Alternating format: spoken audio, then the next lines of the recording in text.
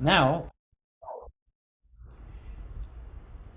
here's what, uh, if Jacima can display the email, and I'm wondering, since it's Diane's birthday, if she would feel like reading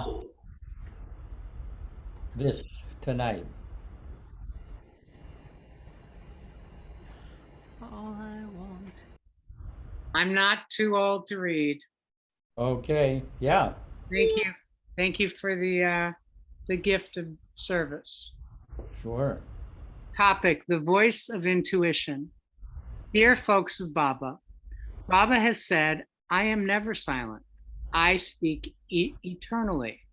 The voice that is heard deep within the soul is my voice, the voice of inspiration, of intuition, of guidance. Through those who are receptive to this voice, I speak. Many who have come to the center over the years have shared communications from Baba, whether verbal or nonverbal, at critical moments in their lives, at moments of deep need and helplessness, and through his communications, help has come in facing the most difficult situations. Communications can come as a flash of insight that conveys an answer to a very complex situation. It could come as a deep and clear feeling within from Baba that indicates a direction to go when facing critical crossroads in our life, leading to a turning point that gives us courage when we need it most. After months of profound confusion, an integrating flash of resolution arrives in a moment.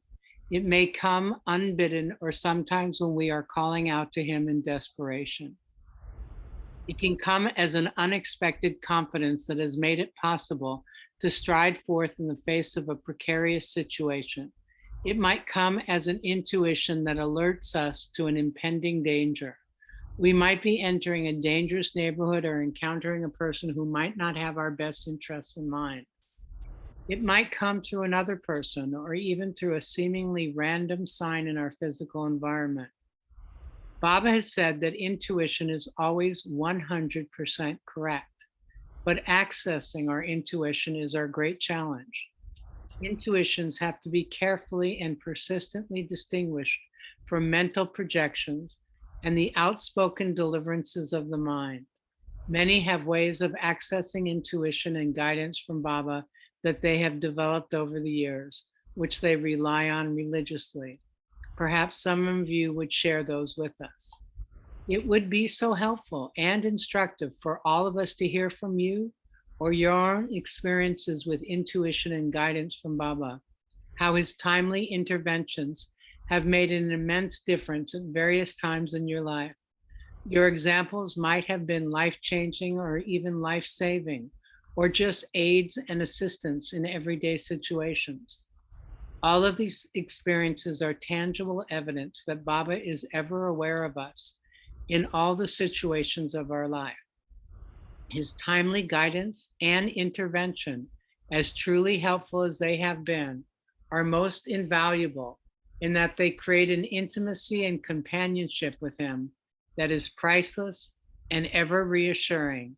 And his interventions inspire us to listen for his voice in our lives all the more. In his love, on behalf of Jeff Wolverton. Beautifully read. And so I'm hoping that you feel free and invite you to share, the types of intuitions that you might get, how you access those intuitions. Often religions give you guidelines to live by, to be charitable, to be honest, to be of service and that. And that's wonderful. But Baba gets down to very specific things that he'll give you what to do in a situation. And that's the wonderful thing, is that these communications are there with Baba, and and Darwin Shaw used to say it's trial and error, but eventually you discover what what is the way of intuition, and what is the way of thought. And sometimes some people get them as a flash, but other people get them they can feel it in their body. You know, they say the body doesn't lie. They can feel a flow in the body which indicates to go that way, and when the flow isn't there, sometimes that's a no. But anyway, so who wants to start out on this major voyage? I thought I saw a hand up there earlier, but All right. okay, the birthday lady. Well, the birthday girl's other better half will start. Okay. You know, it's coming to me right now because both Diane and I are leaving on a trip on Friday, and one of my most difficult things to do was packing. It would always stress me out. I always needed to do it like during weeks before. We would lay stuff out on the bed in the middle room. And I would say maybe for our last 3 trips, Baba just said, you'll get it all done. Don't worry about it. And I actually feel like he's with me doing this task. It's so amazing that he takes me through it and everything gets done.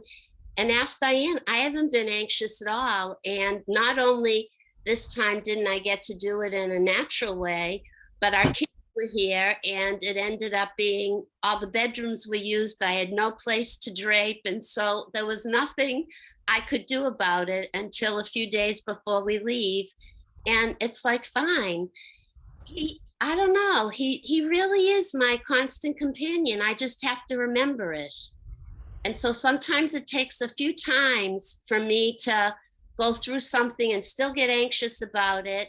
And then I realize he's there with me. And whatever happens, happens. Even if it's ugly, he's there with me, you know? So I'm just feeling incredibly grateful today. And I just love him so much. And I can't believe I'm going to be in a CC with him. And thank you, Baba. Jai Baba. I love you all. It's been a beautiful day with Diane's birthday, and just thank you for letting me share. Yeah. And I'm going to piggyback. Oh, go ahead. No, you go ahead. Yeah. I'm going to piggyback on her story. It's kind of my story and not my story, but it has to do with going on this trip. We're going with 2 other Baba lovers, and everybody who has asked me about the trip asked me about it, and I keep saying, well, on paper, the way it's supposed to work is, but you know, and depending who I'm talking to, I could maybe say Baba willing. So on Friday morning, Terry was having a procedure in the hospital to help her have less pain in her body, and I was relegated to the cafeteria, at which time Sept called me totally in a panic that Lufthansa had just canceled her flight to Rome.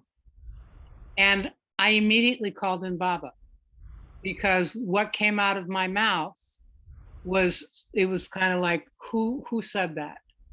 But I knew that it's usually Sept who's the one that says, well, Baba tells me to do, you know, so I asked Baba to tell me what to tell Sept. Sept ended up getting flights that actually get her into Rome a little earlier. And when she leaves, she said, I think I leave around the same time Priya does. And I went, no, you're on the same flight as Priya to Frankfurt. So it's just like, so I was thinking about it. Baba doesn't want to mess with our trip, but he does want to see how we rise to a challenge. So I'm saying, Baba, test hopefully is over. I asked you now to seize on the rain that's going to be falling on a CC, so that we can go venture into your cave successfully. But it is a sense remembering to bring him in has been one of the biggest gifts I've ever had. So Jai Baba. Beautiful. Yeah. Wonderful. Meher. Jai Baba, I'm just answering to Dan's question. Whenever I go abroad, I go on bringing panic. Oh, will I be able to pack? What's going to happen? And I go on telling Baba, you do all the things for me. I'm not going to do a thing. And I just leave everything to him. And what he has to do, he takes me there from here to Canada. That's it. I just leave it to him. Jai Baba. Yeah. Beautiful. Now, do you get back from Canada? No, yeah, just And of course, Baba brings me back after my vacation gets over. You mean you go to Canada in your spirit, in your mind, or you actually go? I actually go, my brothers are there. yeah, Oh, beautiful. wow. You come into Texas? No, No. no. There's nobody in Texas. I Are have you a very coming to good friend. Chicago? Chicago's near Canada. Go ahead, though. Next. Let's see.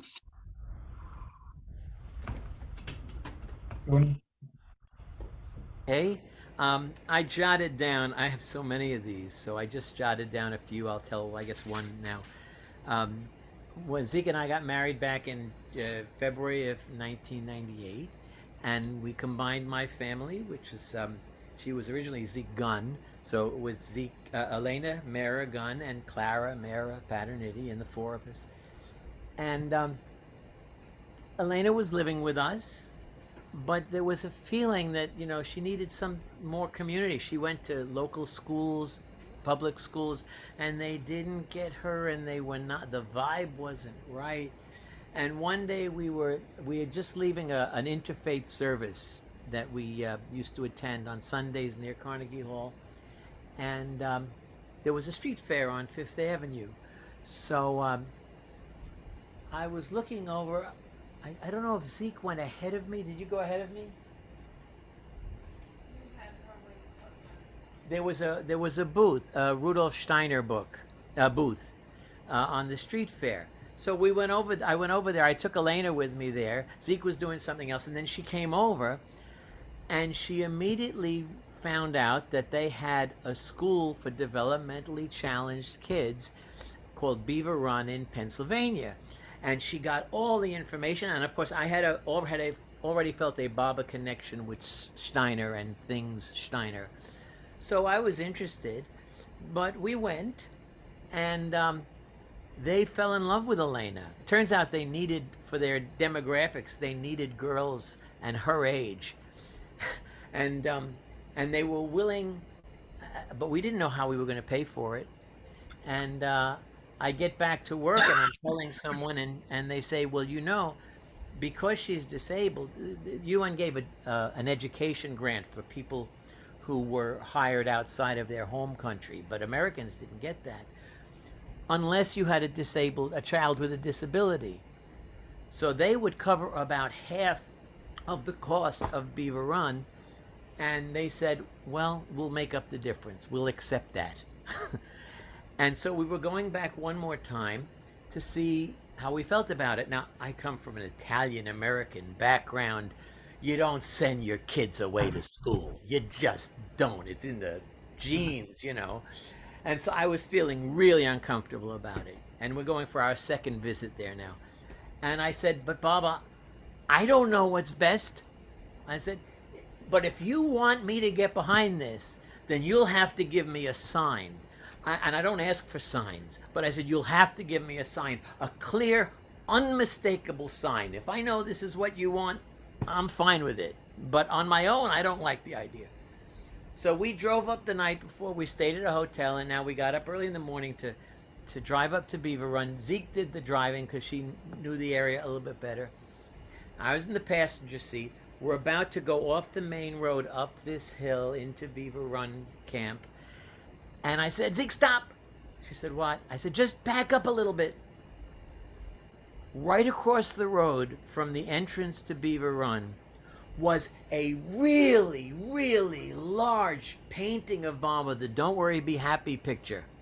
And underneath, it said, don't worry, be happy. Wow. And I said, oh my God, I asked Baba for a sign. He gave us a literal sign.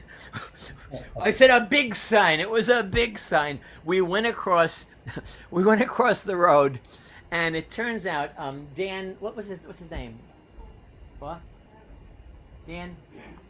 Dan Dolby, right? Dan Dolby, Dan who I Dolby, knew yeah. from the Northeast gatherings. I knew him. He lived right down the road, half a mile on the other side, and he was doing house painting for that particular house. And whenever he did a house painting, he set out front his big Baba sign that said, "Don't worry, be happy."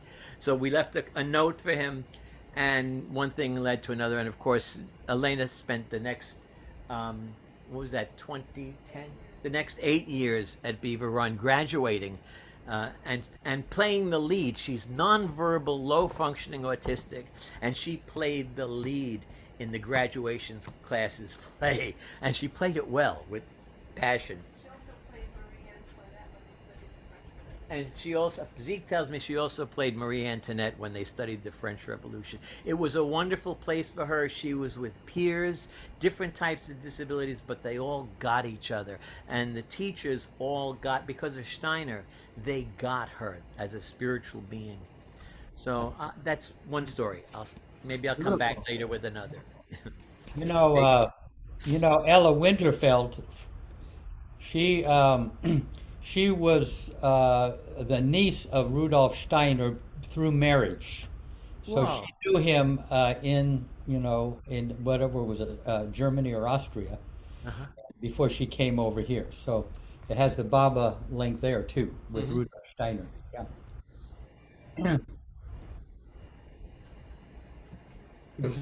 Through her marriage to Fred, was she married before Fred, or it was Fred's relation? It was Ella was related to Rudolf Through Steiner marriage. Through marriage. through marriage.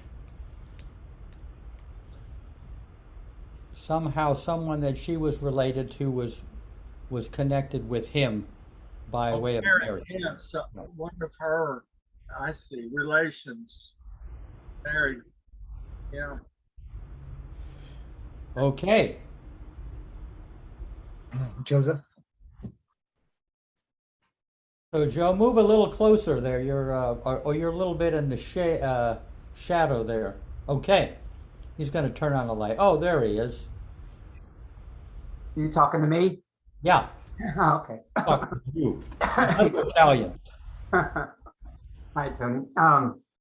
Okay, my story is, so the theme is following your intuition or hearing the voice of intuition, right? Yep. Yeah, okay. Since I joined late. Well, there are 2 times in my life with Baba that I've heard Baba's voice inside. And the first time happened when I first came to Baba in summer of '69 in Berkeley, California. And I was on a Baba honeymoon. I was feeling him intensely inside. The sidewalks were glowing, but I knew nothing about him, hardly anything. I couldn't tell you who Erich was. I probably couldn't even tell you who Mani was. All I know was I was experiencing this inner bliss and it was coming from Baba. So one day I kind of felt this intuition to go up into the Berkeley Hills. And I did that just to get away from people, but for some reason. And there's a beautiful path that goes up, and halfway up there's a bench underneath some trees that has a beautiful view out over the bay. And I was sitting there, and within a couple minutes I heard clear as day, and it wasn't my voice, these 3 sentences. And they were, and they've stayed with me my whole life. Do not think of yourself in any way. Do for others, and you do for me. Love me more and more. And that's not how I spoke to myself. That's not Joey Sabatino talk. And it is Baba's way of, that's the way, that's Baba's way of talking. It's very powerful, very direct, an order. So it was, do not think of yourself in any way. Now that seemed impossible. I mean, it still seems impossible, but he gave me the first one was like impossible. Forget it. How am I not going to think myself in any way? And then the second one is a little bit more doable. Do for others and you do for me. Okay, yeah, I can do some of that. Yeah. And then the third one, love me more and more, I can do that. So he gave me 2 orders that were somewhat doable. And then the third one was out of reach, but he gave it, anyway. So do not think of yourself anyway. Okay, so, but I felt like they were like, I was like branded, like a cattle was branded. Felt like my soul was branded with these 3 statements.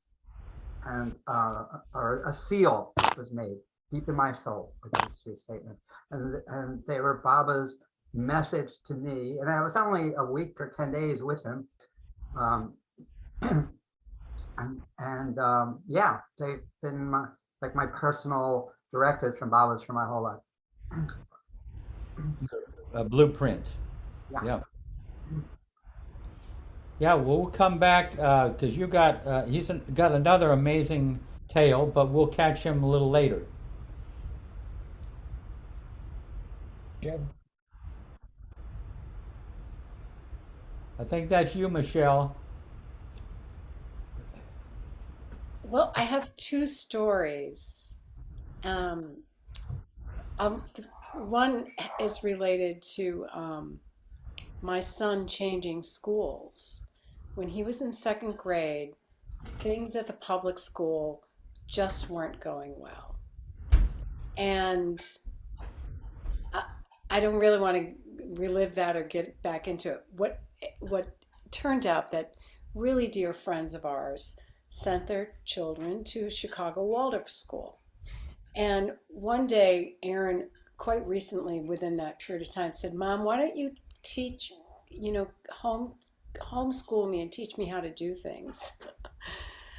And as it turned out, we went and had a visiting day at Waldorf, and we arrived, and I think it was at Christmas time, and they do these, I can't remember exactly. All I know is there were candles burning, and there were music. There was a violinist and a cellist playing.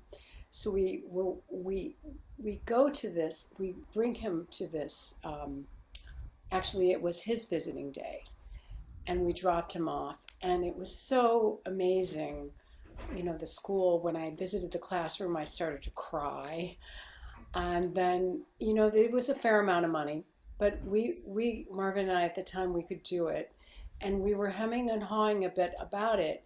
And I heard a voice very clearly, and I don't hear very many voices like that. I want him there. And I was like, oh, I guess that's you, Baba, saying you want him there. So I totally forgot about that story, Tony, about that message from Baba. But I have a Rose story, but maybe Goher wants to go, can come around. I have my We can. Baba story with roses. We can come back around. Okay, good. Jai Baba. Yeah, thank you. And a great kid too. He turned out all right. Yes, he's Baba's, no question. Go ahead. Jai Baba, everyone. Yeah. So, on the topic of intuition, which is a topic that's very close to my heart, Baba has always guided me intuitively ever since, of course, my young days and growing older. But then when I became more aware of what intuition really is, it seemed even more true that he was guiding me in so many different ways.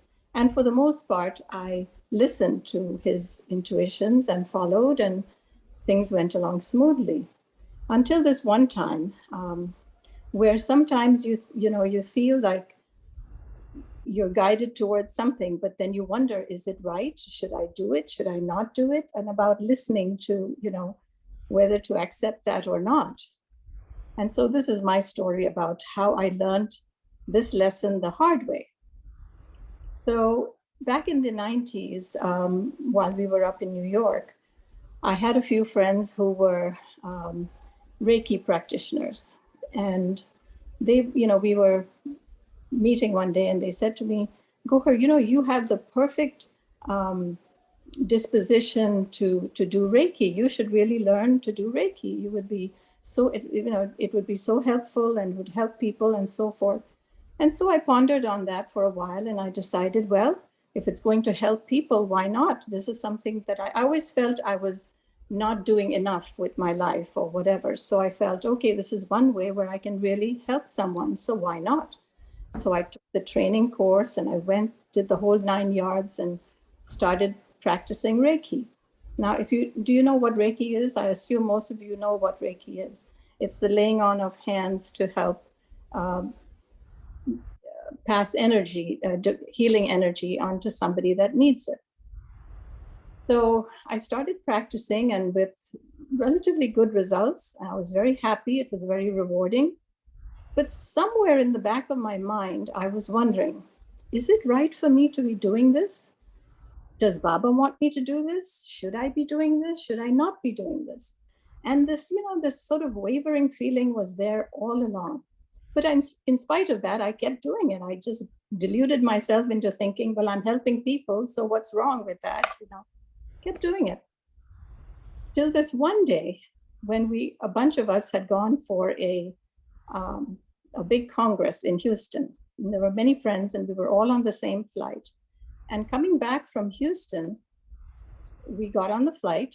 Everybody had dinner, and very soon people were dozing off, whatnot. It was night. And I was the only one who was relatively awake in my seat, with my husband snoring next to me. And up walks this one friend of mine, and she looks at me and she says, oh, and she knew I was doing Reiki. So she pleads with me. She says, oh, Gohar, my knees are hurting me so badly. Please, please, would you kindly do some Reiki to me? Now here we are sitting in an aircraft. How was I going to do Reiki to her? And in spite of whatever was going through my mind and my hesitation and whatnot, I couldn't say no to her. I was like, sure, why not? So I got up off my seat. I woke my husband, woke him up, and I said, listen, I'm doing Reiki to this friend of mine. So I sat on his lap, put her in my seat, and I said my prayer of protection, which we were supposed to initiate every Reiki session with. And with that, I gently put my hands on her knees. Not 30 seconds into this, I had this awful feeling in the pit of my stomach, and it came slowly up. And before I knew it, I had blacked out completely. I mean, I was out, knocked out cold. The next thing I know is I heard this, I sensed this whooshing sensation as if I'm going very, very speedily through this tunnel. And there's this whooshing sound. Oh my gosh, I didn't know where I was. And then all of a sudden I come to, and there were 3 or 4 physicians in our group. My husband had my one wrist in his hand. The other person had another wrist in their hand. He was shouting at me, babe, where? So anyway, I finally came to. And what happened was the lady who I was supposedly giving the Reiki treatment to was standing next to me and all worried and concerned and whatever. And she's like, how are you doing? And I asked her, I said, how are you feeling? She says, I'm perfectly fine. How are you? Everybody was so concerned because I'd completely blanked out. But that was not the end of the story. When the flight landed and I tried to get up off my seat, I couldn't. All the energy had been drained out of my body. I was sapped, totally sapped, so much so that they had to wheel me off the plane. Well, if this was not Baba telling me this is not what I want you to do, loud and clear, I don't know what was. So there was my answer. So, we sometimes think that, believe me, it was all done in good faith. I thought I was helping people. But for those of us who come into Baba's orbit, sometimes these things are not meant for us. And for whatever reason, either we're not spiritually equipped or mature to be able to handle it, because it's energy you're dealing with in the end. And so for whatever reason, it was not meant to be for me. And I was like, thank you, Baba. I hear you loud and clear. That was the end of my Reiki. But I recently picked up this book, Intuition by Don Stevens. And I was just reading just this evening, I was reading a part of it in the back. It was sort of happy to know that it said, I'll just read you a small portion. It says, he talks about the importance of action. Karma yoga, or the yoga of action, consists in acting according to the best intuitions of the heart without fear or hesitation. In sadhana, what counts is practice and not mere theory. Sound practice is far more important than sound theory. Practice based upon right knowledge will, of course, be more fruitful. But even a mistake in a practical direction may have its own valuable lessons to bring. Ta-da! Mere theoretical speculation, however, remains spiritually barren, even when it is flawless. Thus, a person who is not very learned, but who sincerely takes the name of God and does his humble duties wholeheartedly, may actually be nearer to God than one who knows all the metaphysics of the world, but does not allow any of his theories to modify his everyday life. Jai Baba. Beautiful. Beautifully described, Goer. That was. Thank you. So, lesson learned the hard way, but lesson learned indeed. Jai Baba. Well, Yeah, Jeff, you mentioned in your letter that, sometimes guidance can come with the help of other people. And maybe Baba's guidance can sometimes come through what looks like coincidence, though I'm not sure there really is such a thing. Back in 1969, I had a job at the Port of Richmond in Richmond, Virginia. The company I worked for had 2 German vessels on time charter, taking raw materials from the DuPont plant to Rotterdam. And they'd go back and forth. And my job was just an aid. I was there to kind of learn the business and help help the sailors go to the grocery store and kind of do whatever I could do to help out. And I knew a little bit of German. My grandparents were German, so I could speak with them some, and I got to know my in the back of my head when I took this job anyway was the idea that, gee, maybe I can find a way to get to India. So the company decided that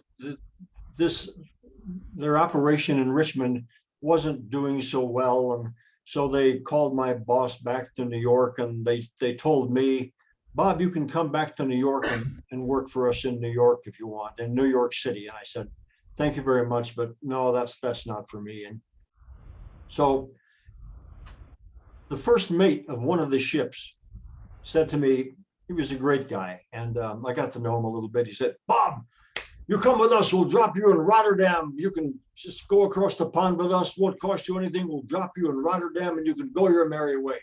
And I thought, wow, Rotterdam, and then maybe I can find my way to India.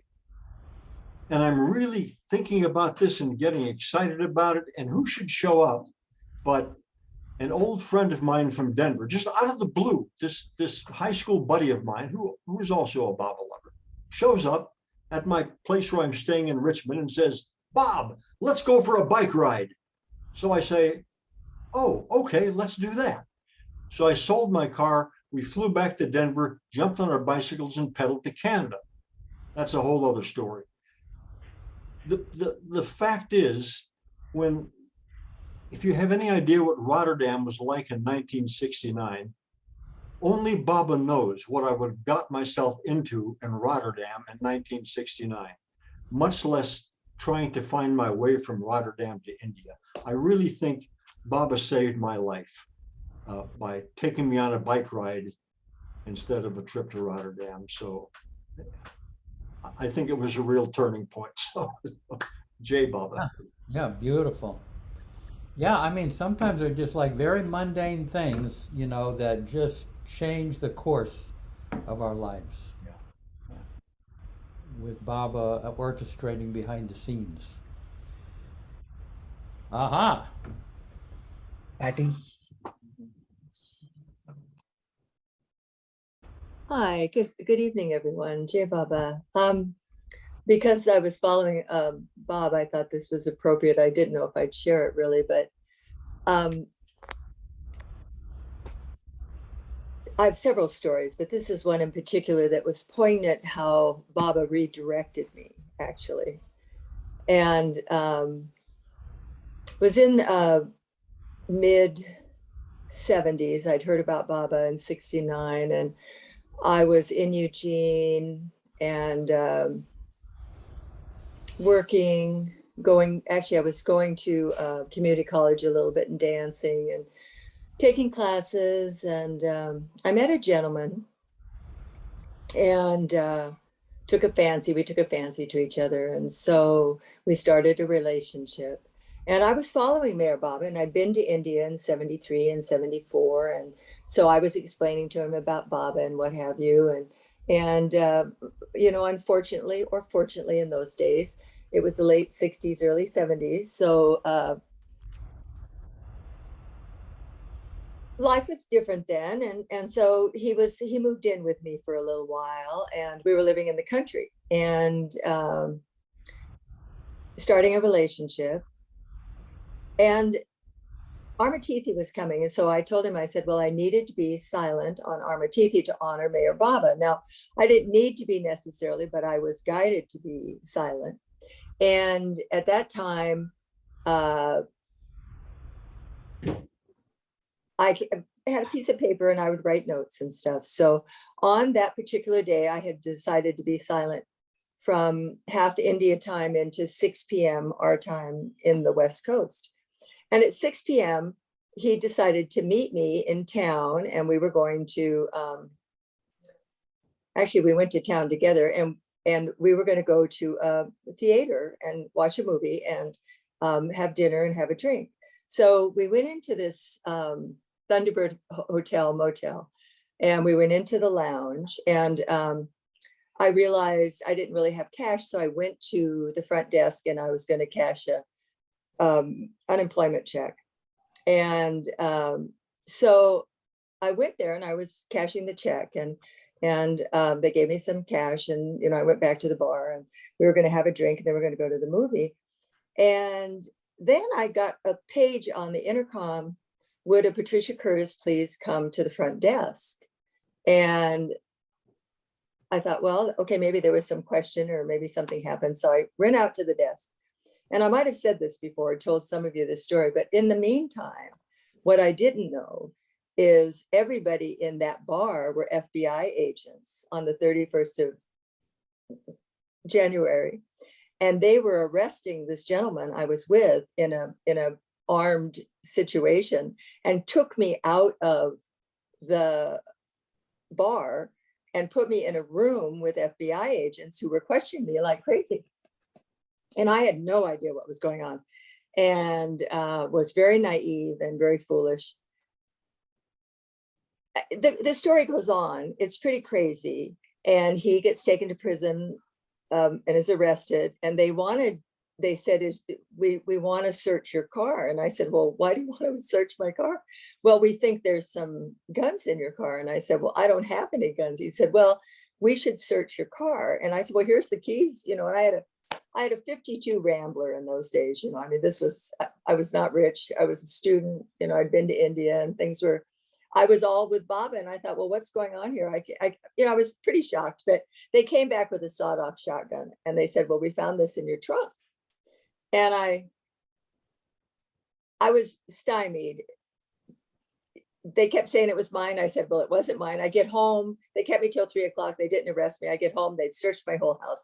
Whole thing ensued. But the story of this is, Baba took this man out of my life, who was a bank robber. And I didn't know he was a bank robber. I mean, I just was smitten with this young man I'd met, and he went off to prison. I did visit him in prison. I gave him Baba books. All kinds of stuff happened, but I never really got involved with him again. I separated myself out. But Baba, in that moment on January 31st, could not have been more clear to me, because the FBI, I'd been silent that day. They knew I'd been to my bank. They'd been following me all day. They'd gone into my house, seen all the Baba photographs, everything. And I ended up suing the FBI. Very, very long, complicated story. But it was such a lesson for me to realize that I'm his in hindsight. Not at the time, of course. I was really very young and a little too naive to really get any of it. But later I saw it. And but that was a huge turning point in my life with Baba too. And there's many, many episodes in my life where he has come up and changed my direction for me. So, but I wanted to share that because it was very similar to someone else offering. So, all right, Jay Baba. We still will, when you come to the center, we will check your car. You do have to check my car, but I'm always flying, you know, and they check me at the airport. So, Jay Okay. Baba.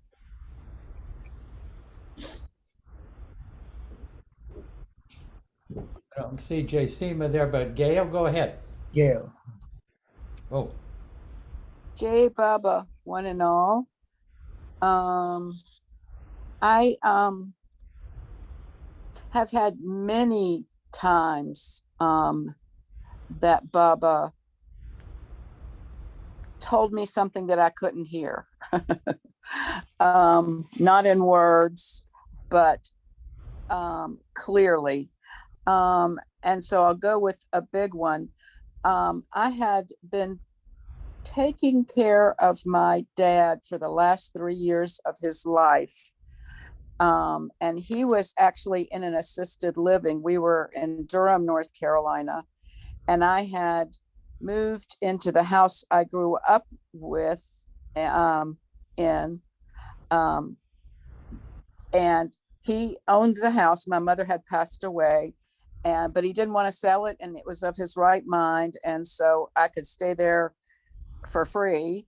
And I had 2 kids in college at the time, and he was able to give me $2,000 a month, and somehow I was able to pay my part for the kids in college.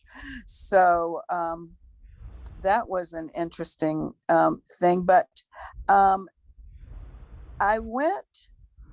he died just after, let's see, something like July 6th or 7th. And toward the end of the month, I went to the Mayhair Center. And during those 3 years, I had been able to go to the Mayhair Center every 3 weeks for 3 days for a long weekend. He was a challenging man on a good day. And he was, high maintenance. And so I never missed, and all that time, I never missed the 3 days. I mean, I always wanted to go, and people would say, well, it's going to rain or snow. And I didn't check the weather. It was like, well, I'm going, whatever. That wasn't why I was going to Myrtle Beach. But that summer, not surprisingly, it was in July, it was very hot. And I was staying in a cabin, had just a room by myself. And I had a fan. And at that particular weekend, no matter where I went, I mean, I most often feel closest to Baba in the lagoon cabin, but it didn't matter where I was. And since I had my own fan, I was just sitting on my bed, and I heard Baba say, I want you to come to India and stay through my birthday. And I had not thought of I had been to India, I don't know, 6 or 7 years before, when I first came to Baba, a year after I came to Baba. And I had not thought, I mean, I was just kind of recovering from my dad, taking care of my dad. But I thought, okay, that's the thing to do. And I went ahead and I needed a new visa and passport and stuff. So I did all that, and it turned out that the agency that I used, I told them specifically when I wanted, when my plane was going to go and when I wanted to go. And I wanted to come back just after Baba's birthday. But they didn't do it that way. They issued it when I sent it, and I was trying not to send it really close. You know, you're trying not to cut to the, cut it too close. So anyway, it turned out that my visa ended about 3 days after amortithi. But during that 5-month stay, an amazing thing happened. I met a relative. It was my father's grandfather. And he had been in the Civil War. And I knew just a little bit about him because my dad was such a history buff and interested in his family and stuff. So, but I actually met him there, but I couldn't see him. I knew that he had been shot in Gettysburg. He was from Virginia. He clearly was on the southern side. And I knew the story that he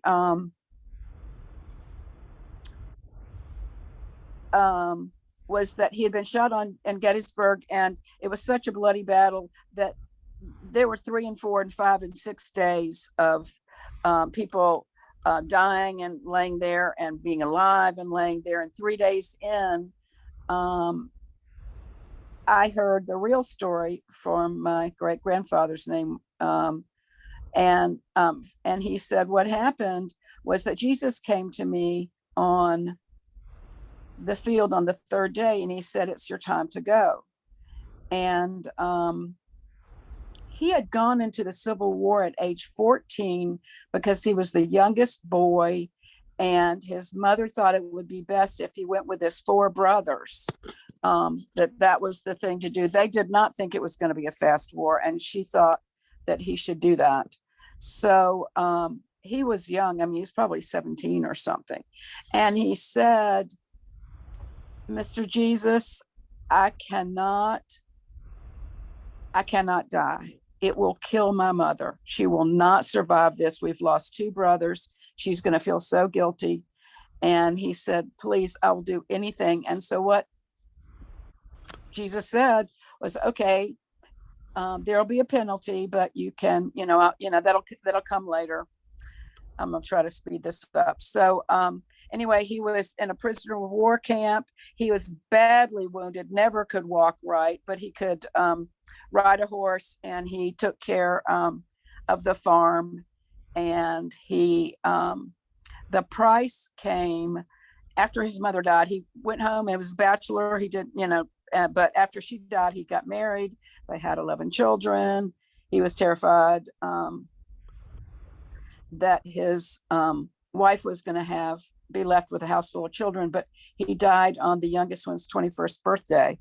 And the bargain came then when Jesus told him, you need to help.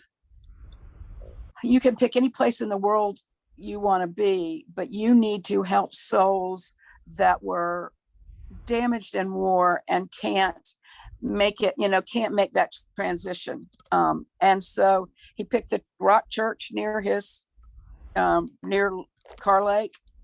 And the problem was that he thought it was for all time. And Baba was calling him and saying, no, your time's up. It's time to move on. And he had never learned to read or write. All of his brothers and sisters, mother and dad, everybody could read and write. He went to school one day, didn't like it. They didn't make him go, but he learned so many skills as a kid. I mean, he could butcher things, he could make fires, he could hunt animals, all those things that helped him survive. And so my relationship with him during probably 4 of the 5 months was just amazing. And boy, he was all about Baba. I mean, he couldn't have enough to say about Baba. And when we went in together into the Samadhi, he said, please read that to me. And from then on, I taught him to read. We went places, and his heart was so tender. He said, I just can't stand it when the children are hungry or they're living in tents. And it was a long, involved thing, but I kind of think he took off with a family. He took off one time and came back. He had met with all kinds of soldiers. The first soldiers were Union soldiers, and he said he about dropped out of his skin. He clearly knew that he was on the wrong side. He knew that he had, that he understood that being on the Union side was not right. He had known. Say Yeah. what? On the Confederate side. On the on the Confederate side, he knew that very, very clearly. He said he had been to Mirabad once before, but he knew all about Baba. And so it was just, so me going there at that time and helping him make the transition was just one of the most pivotal things that's ever happened to me. And so when people say, is it 6 generations or 7 generations each way, like something like that, I just know that that my relative knew all about Baba. He kept saying, Baba keeps his promises, Baba's full of love. And it was just amazing to be with a soul that made the transition. And he knew all about Afghani war veterans and stuff, and he helped them. And what he just basically said is, you need to start a new life. You need faith, family, and friends. And he said, if you stick to those things, basically, and he gave him more information. And he said, there are a whole bunch of angels who can help you. And I've never really followed up on that. But anyway, it was just, and there were a zillion other things that happened in Mirabad, but for some reason I met a relative there because I followed the intuition of, apparently I'm supposed to go to India for 5 months. Yeah, very unique. quite amazing. Yeah, thank you, Gail. I don't tell many people that, but it's true. Yeah, no, very. Okay. Fred.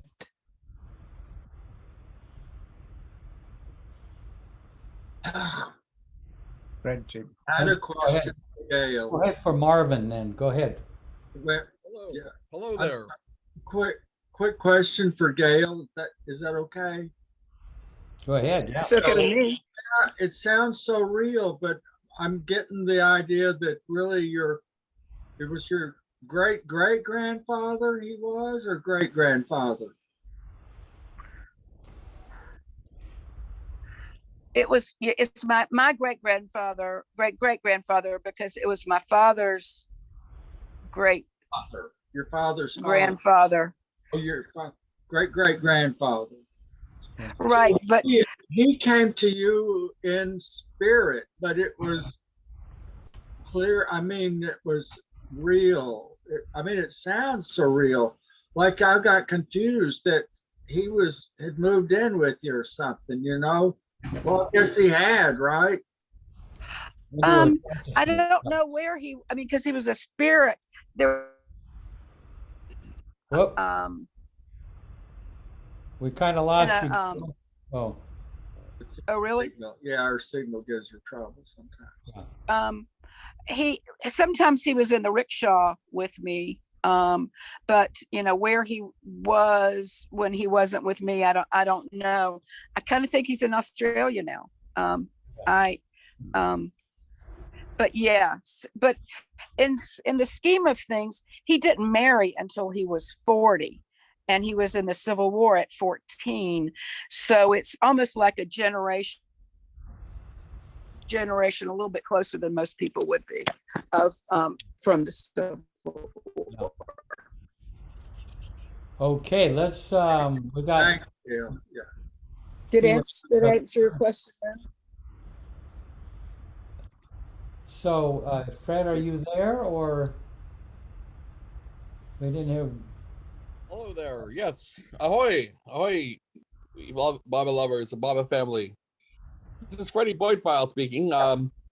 Boydfile, let me first start off by saying that my name, Fred Boydfile, comes from the old Irish folklore signifying still well or still box, still well. It comes from an old Irish fable. And and as the saying goes, my son and grandson, Alan J.J. Jameson, come from the shores off of Ireland, off of Donegal. And I want to say that about 56 years ago now, I'm about an 85-year-old man. About 56 years ago now, back in 1966, I was tasked with a mission to sail the shores off of Newfoundland, Canada, to take part in not to take part, but to provide for the arms and ammunition for the Royal Irish Naval Academy, the Irish Naval Academy off the shores of Donegal. And we were accompanied, at the time, we had met up with our long lost granddaughter, Fiona. Now, Fiona was a young girl who lived off the fishing village of Donegal with her grandparents. And so this was, you'll have to excuse me, this was some 56 years ago now, back in 1966. But the great thing about this was that we were providing just the arms for the Irish Brigade at the time, and so we wanted to find out more about Fiona while we were there. So she had been lost with some lost boys off the coast of Ireland. But by the grace of God and the good heavens of the Catholic Church, the Roman Catholic Church, were able to patrol the shores of Donegal, and the Catholics really came to life with the communion of Mayor Baba. The Catholics were really, they knew their stuff, and that's why I say, hallelujah, Catholics. They are the greatest of the mankind, and so are Mayor Baba too. All right, J Baba. All right. Okay, amen. Okay, let's go. Marvin. Here's Marvin. Good. Yeah, good evening, good afternoon, whatever it is. We're talking about intuition, and something unusual happened to me. My first trip to India, it was a kind of a hurried affair. Got on the plane, got everything ready. Anyhow, I was running away rather than running to. I don't really know exactly who Mayor Baba was at that point. All I know is that he could help me in some way, and so I had to go to India to find out about him. Anyhow, so I got on the plane and I sat down next to a couple, and they were going to London for their 25th wedding anniversary, and Have trouble. And excuse me, they were going to London for their wedding anniversary, and I had just gotten a divorce after 21 years of marriage, and I didn't want to hear about a 25th wedding anniversary, so I changed the subject. And I said, "Oh, you're going to London. Oh, that's wonderful. You should go to the Tate Galleries. You'll really enjoy it. There is some incredible painting there." And then I described this one painting to them from Turner, William Turner, that I particularly liked, and told them all about the skies and rolling seas and the British Isles in the background. And it was just a very early morning portrait of sea life. Anyhow, we got to New York, switched planes. They went on to London, and I was on Lufthansa going to wherever it is in Germany. And we got over the middle of the Atlantic, and I started thinking, wow, what the hell am I doing? Excuse me, Baba. What am I doing? I'm going to Germany, and I'm going to India, and I'm going to find out who Mayor Baba is. But boy, that sure would be nice to go to London and just see that painting once more. You know, just to liven things up, because it was such a heavy time for me. And I started thinking about it, what it was like walking around as a teenager or whatever, 21 years old in London. And it started to sink in on me.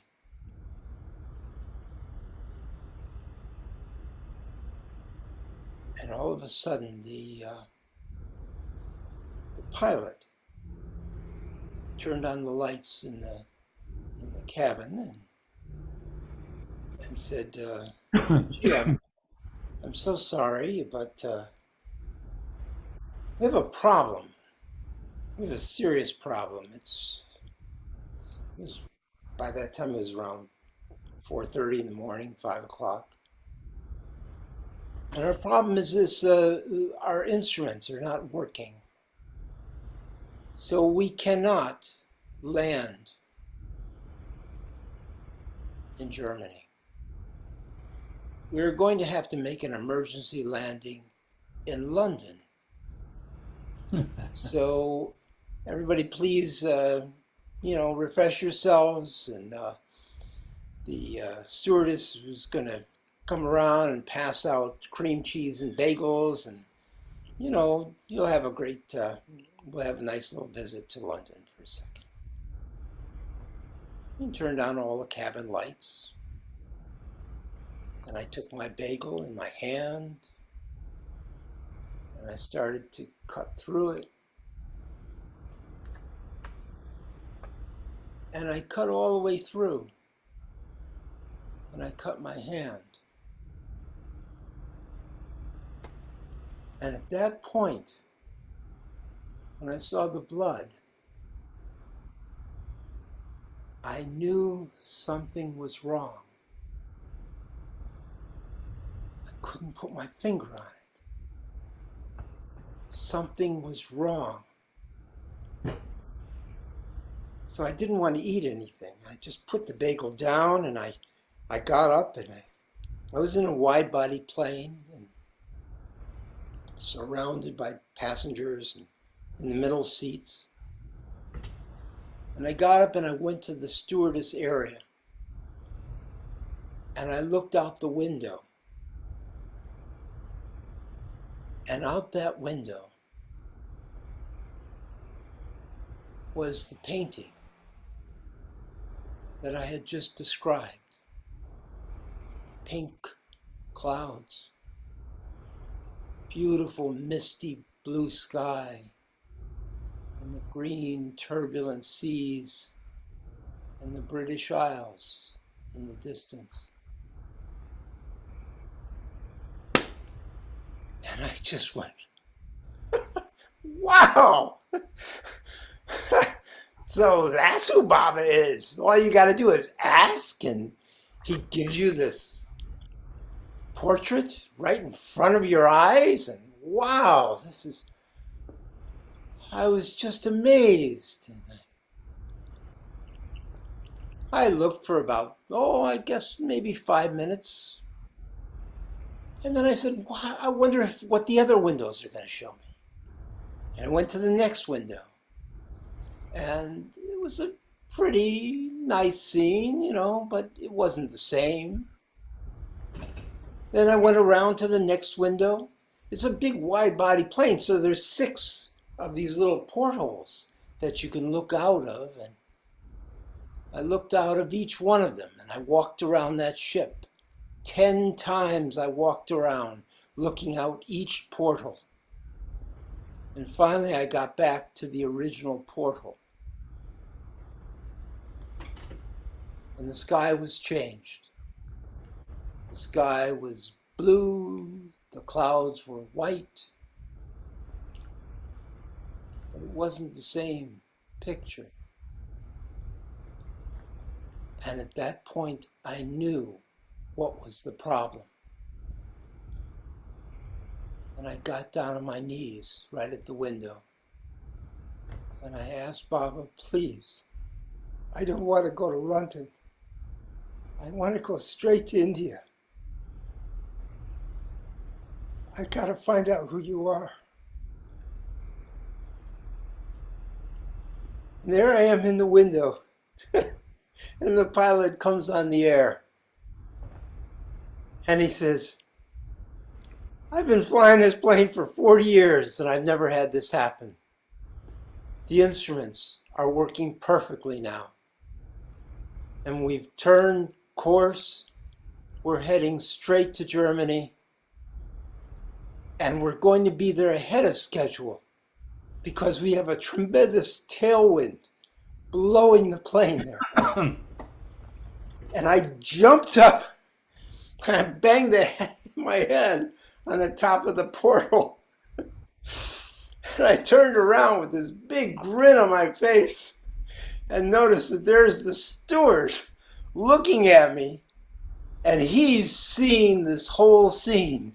He's seen me walk all around. He's been seeing me praying at the portals. And he's knowing something's up here. So I told him the whole story in rapid fire about how I was so glad to be going straight to India. And he says to me, so you're the one. Sit down in your seat and stop monkeying around with my plane. That's the end of the story. Jai Baba. Wonderful. Wow. Let me see. Anybody else? Maybe, well, it's getting a little bit late. Maybe I'll weigh in on this. Well, unless there's someone else.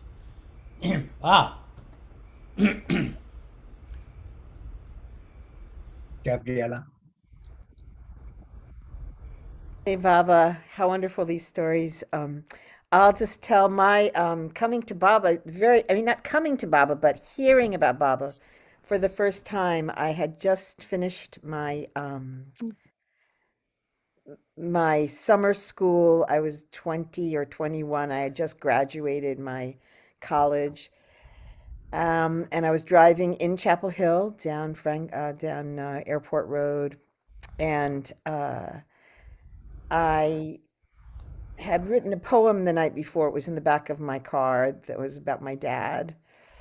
And I see this guy hitchhiking, and I never picked up hitchhikers per se, but my intuition, in fact, I don't remember actually deciding to pick him up, but the car kind of stopped and I picked up this guy, and he was really tough looking. I mean, he was sort of wearing a very open shirt, and way years later, I realized he had a pendant of Baba around his neck on that open part of his V neck of his shirt. He's very strong and tough, and it's like not the kind of person, if I was going to pick up a hitchhiker, that I would have picked up. But I just slowed down and picked him up, and he got in, and we started talking and this and that, and he somehow or other, I told him that I had this poem that I just written, and that I had just graduated in the summer school, but I finished school. And then I just decided to take him all the way to his house, which wasn't exactly in my way, but I didn't know why I did it, but I just did it. So I took him, and he was living in this trailer. So I took him to his place, and we sat in the car talking for a while. And anyway, he turns out to be my Baba connection. And that's how I met or found out about Mayor Baba, was through this, just who knows why, but I pulled over and picked up this hitchhiker. So his name's Phil Cohen, by the way, for those Oh, good. Yeah. Yeah. Fantastic. So he told me about Baba, and that it goes on from there, but that's just a quick thing, yeah, to say. Yeah. I heard from him recently. Yeah. Oh, great. Hey.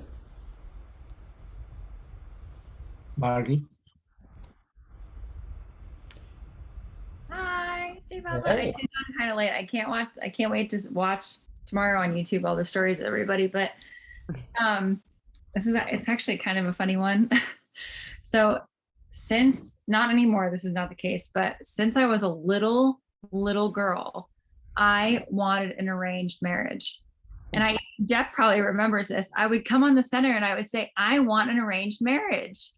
And I remember, like, Annie Lovett she holds space really beautifully. And I can remember her as like a kind of grandmother figure in my life, being like, okay, honey, but do you know what that means? And I'm like, no, I want an arranged marriage, and I'm going to have an arranged marriage.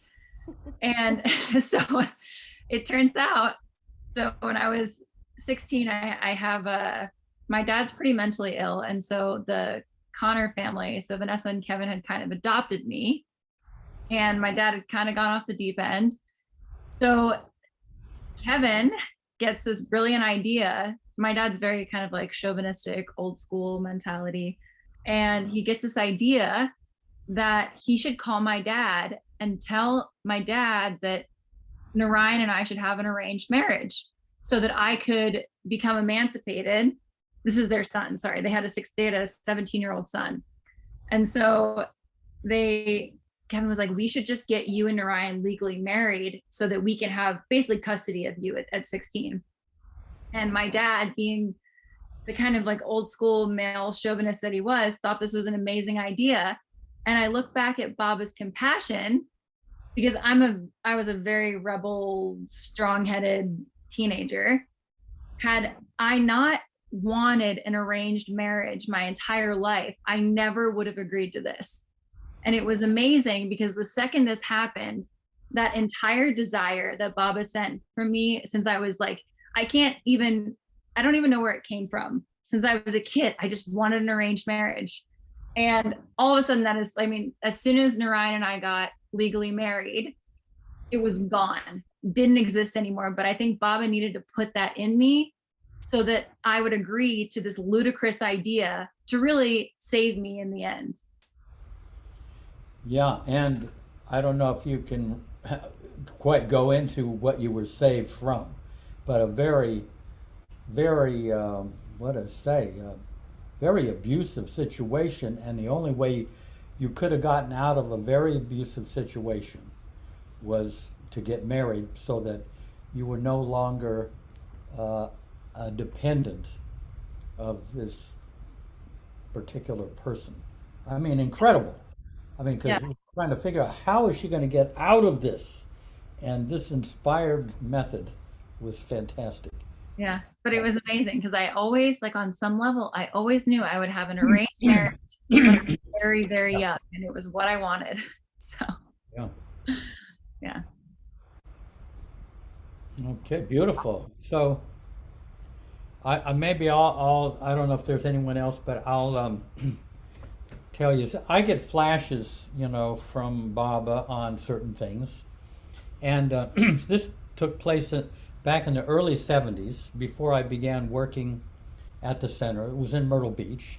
But I woke up one morning, and Baba was conveying to me that he had a message for me, and he would give it to me at the center beach. Now, this was quite unusual. I mean, like, What?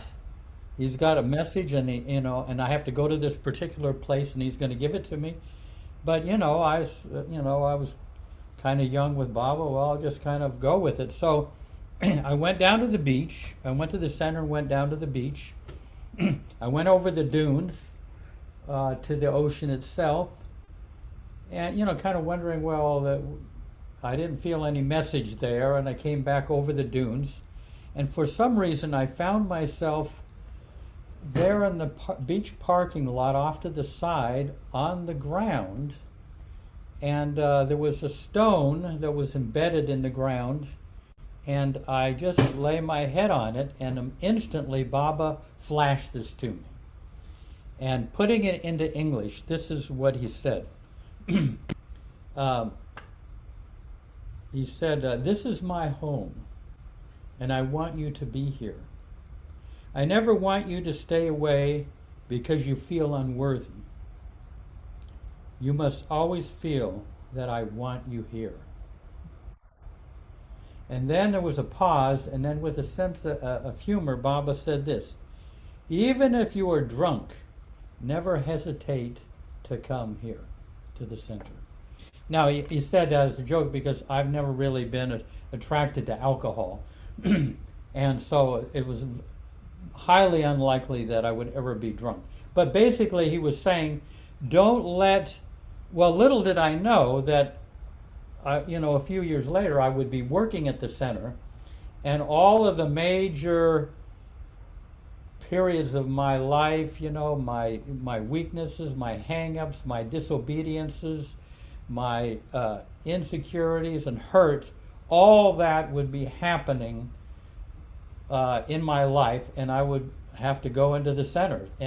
But I always remembered Baba said, don't ever let a feeling of unworthiness keep you from coming to the center. And over the years, I observed being here that if someone's, was going through a divorce, or if, certain things, they're having trouble kind of following Baba or they're disobeying everything, I would notice that people would sometimes stay away from the center for years. Some people, when they were going through problems, they would, definitely go to the center, but there are others who felt shame and unworthy to come. And Baba was making sure that I didn't, I didn't let anything get in the way of being here. So, anyway, that was something that Baba, occasionally Baba will flash something, and it'll be like a blueprint for my life.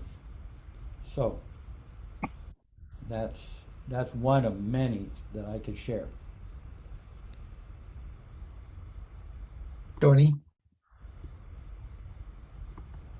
Wonderful, Jeff. It was really beautiful. Also, Margie. So I'm feeling almost awkward to share this, but I'm going to do it anyway. Baba has given me various forms of vocational guidance throughout my life. So after I left the society, I was in meaningless jobs really for a while, and I quit one of them, and I wound up looking for work for a month, and I took an exam at the UN, word processing, a 3-month contract. And I had the written exam, I did great, but I typed 140 words a minute with like 20 mistakes, which was too many mistakes. And they had said, well, come back again. And I thought, no, I'm got to look for a real, a regular job. And just then was the Northeast Gathering, first Northeast Gathering. Kitty Davy was there. And I happened to tell Chris Rieger, who's an good old friend, about this thing with the UN, and he was suddenly on fire about it. He said, you have to go back. You have to go back.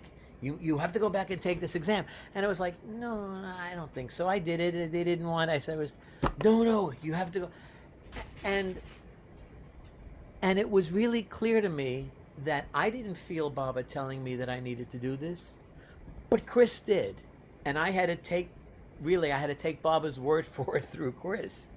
And so I went back, and I wound up there for 30 years, and clearly it was where Baba wanted me to be. But after the first 3 months was over, they were going to keep a few people, and they wouldn't say who or if you were one of them. And so I had to prepare to look for another job.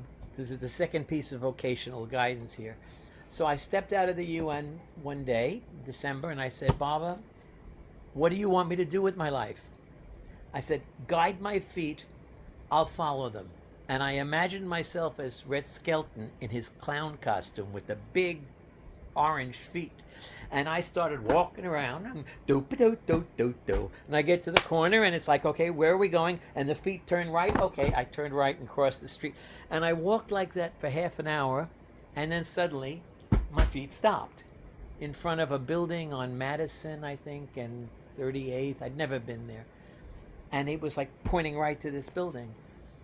At 6:30, I thought, people have gone home already, but I should check, because this is where Baba sent me.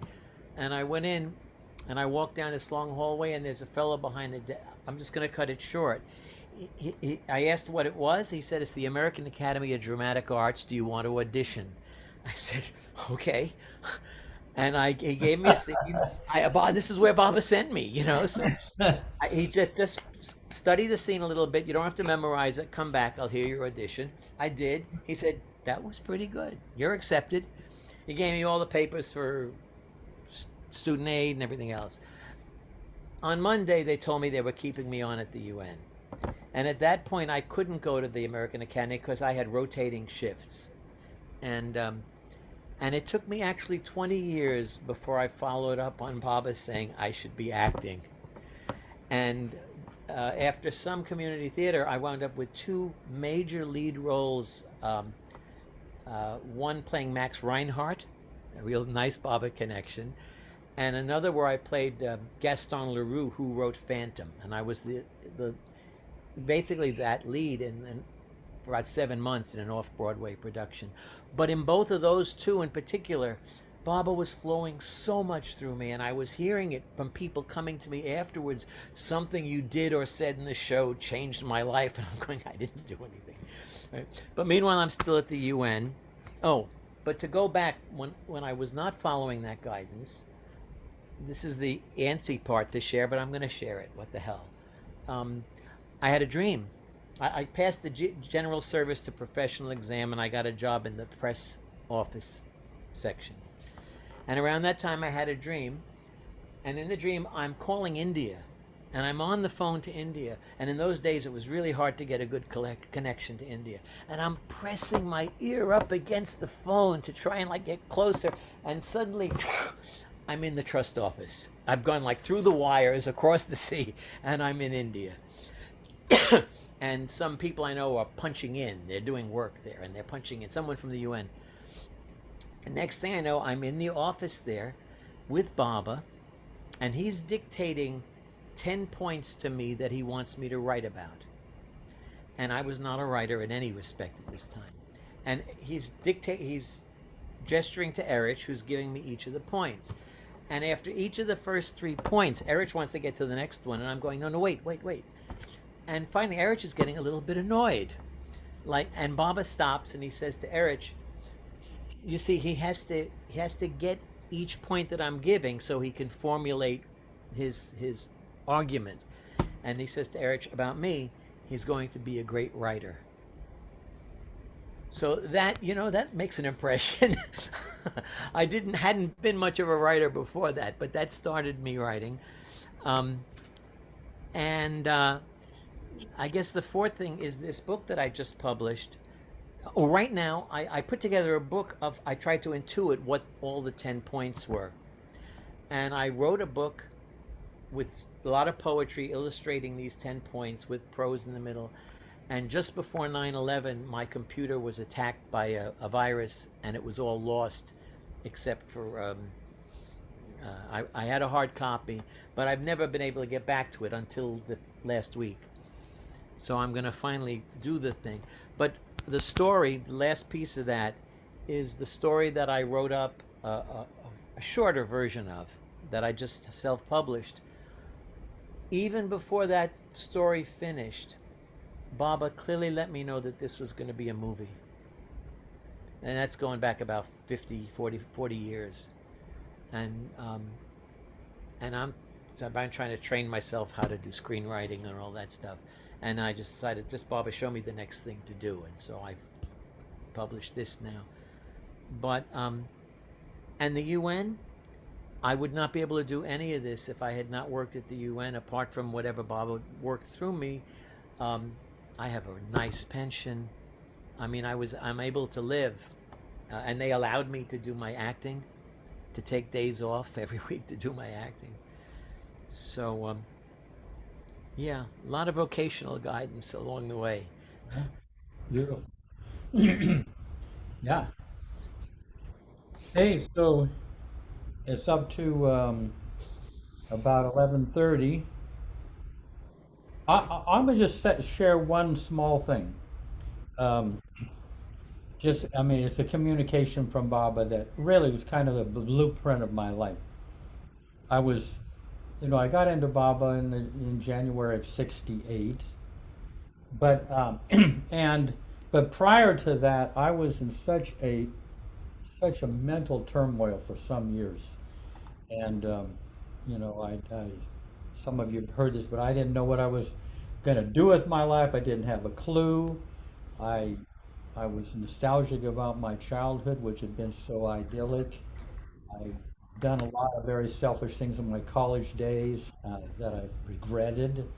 And Vietnam War was going on, and I was definitely not going to be a part of that. So I was in this turmoil, and then I heard of Baba, and I was lifted out of that for months on end, and I was just kind of back in my early childhood again. I mean, it was heavenly, and all of that cloud went away, the overcast skies of my mind. But then, after several months, the honeymoon wore off, and I came back in to this state, that I was in, of worrying about my future and nostalgic about my past, regretting my past, and the Vietnam War, and I struggled with trying to live the life that Baba wanted me to live, but I had all of that mental turmoil. But one day, Baba, in the middle of this, this may have been when before he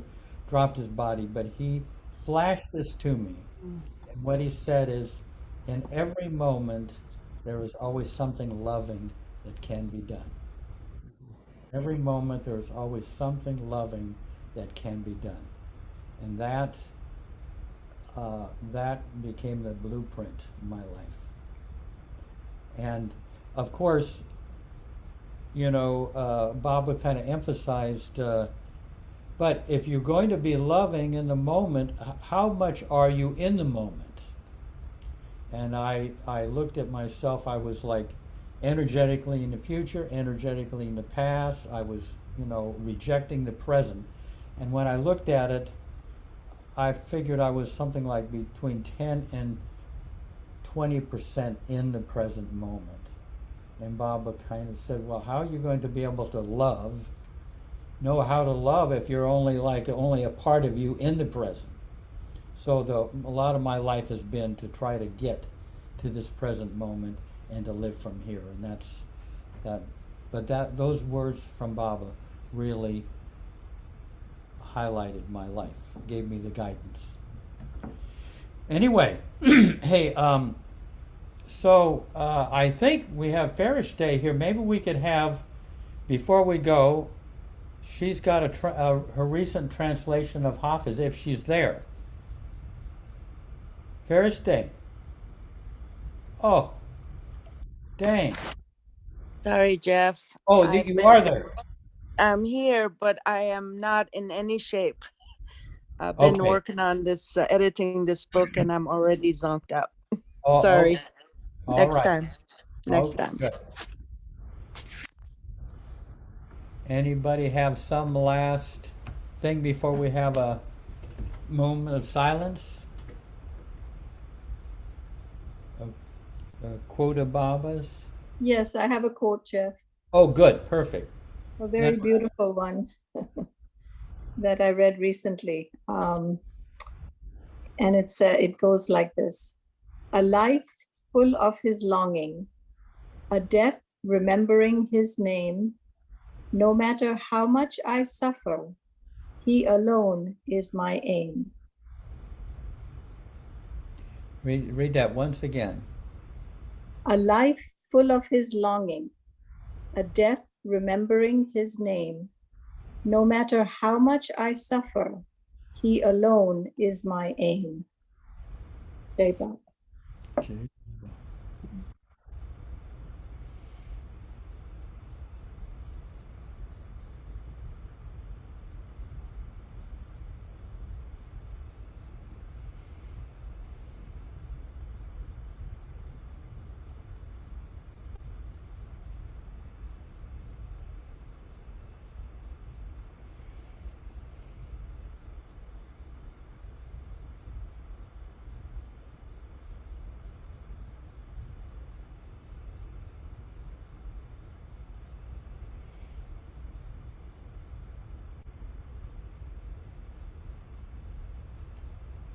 Jai Baba. Thank you, folks. Oh, hey, you know, I wanted to mention I'm going to India, Baba willing, on the 11th of October. I don't know if anybody would like to do I'm going to probably be offline, so to speak. But I don't know if anybody would like to do these Sunday late night chats. Come up with topics or get, people to share their story of coming to Baba, whatever. I don't know so I'll put that out at least. If anybody, if that might be good. Huh? I'm happy to do it. I'm going to be in India. I mean, when do you get back from India? I get back probably on the 20th of November. Oh, okay. So I'm going to be in India October 31st to November 14th. Yeah. But I'm good. looking to do it before. Yeah. If somebody wants to take over the other time. Yeah. Well, that'd be fantastic. And bring all your cronies, Yeah. And you know what I do? I mean, I usually send out, I'll be in touch with you, but I send out an email giving people a little bit of the idea if you have like a subject or a topic or something like that. Or if there's somebody that you want to have to share their story, they're coming to Baba. And I talked to Peter Goodman. He's, knows the tech side of it, so he can help in that respect. Yeah. Okay. Yeah. And anybody, from, these mug shots here, anybody that you want to yank and get that from. Yeah. We have our own youth. We do the same thing, but with the youth. And so I lead those. So I have a little bit of experience with Yeah, good.